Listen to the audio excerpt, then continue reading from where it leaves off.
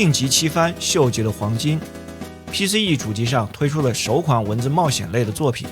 這款遊戲發布於1988年的11月，它對於後續文字冒險類型在 PCE 上的繁榮有着奠基的意義。在本作發布後大概半個月， PCE 主機的 CD 光驅就上市了。鑑於當時主機性能上的優勢和 CD 光盤的大容量，加上這部作品的實際表現，遊戲廠商們立刻意識到了文字冒險在這台主機上的可能性。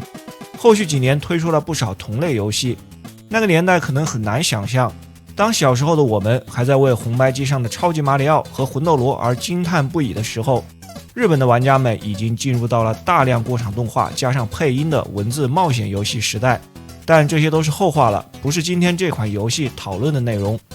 定級七番是日本小說家東鄉隆創作的間諜喜劇系列小說，從小說的名字到基本的背景設定，都是對經典的007系列的戲仿。從這段遊戲的開場動畫和 BGM 就能很清楚地看到對007的搞笑模仿。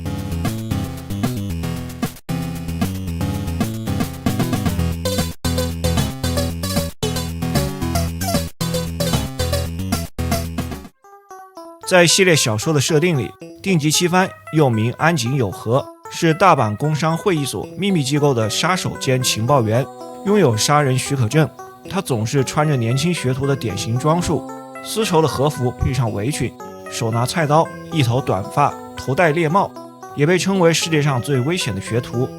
大阪會所秘密組織另外的3個主要角色，大頭目千城屋宗右衛門，通稱御影居，相當於007系列當中的 M。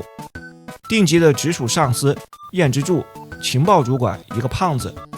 會所的秘書萬田金子，相當於007系列裡的曼尼潘尼小姐，一有機會就會勾引主角。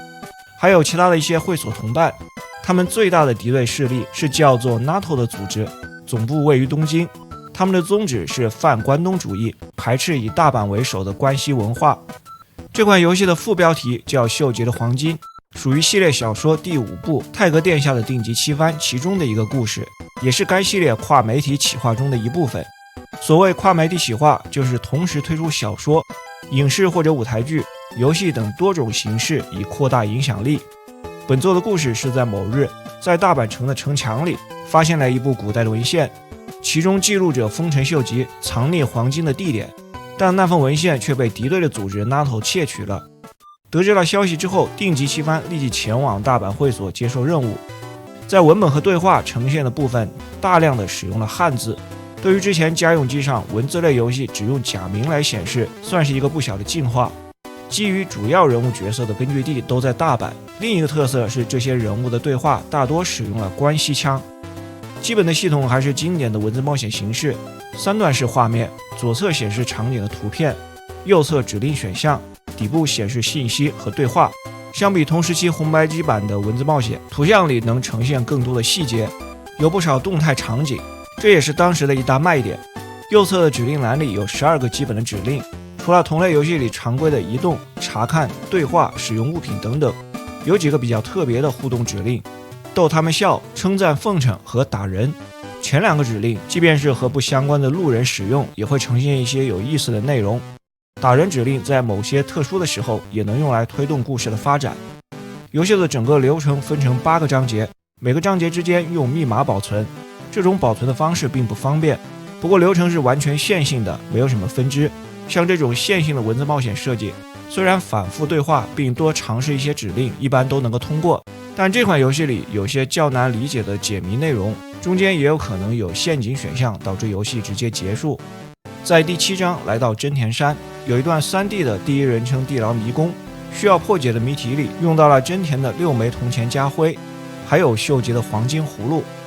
作為 PCE 上首款文字冒險遊戲，因為有着小說故事的打底，遊戲的背景設定、角色塑造和劇情都不錯。不過部分解謎的設計不太好，也存在一些略有強制性的指令選項。總體來看，除了豐富了主機的遊戲類型，也為後續同類型的遊戲在 PCE 上的發展奠定了一個良好的基礎。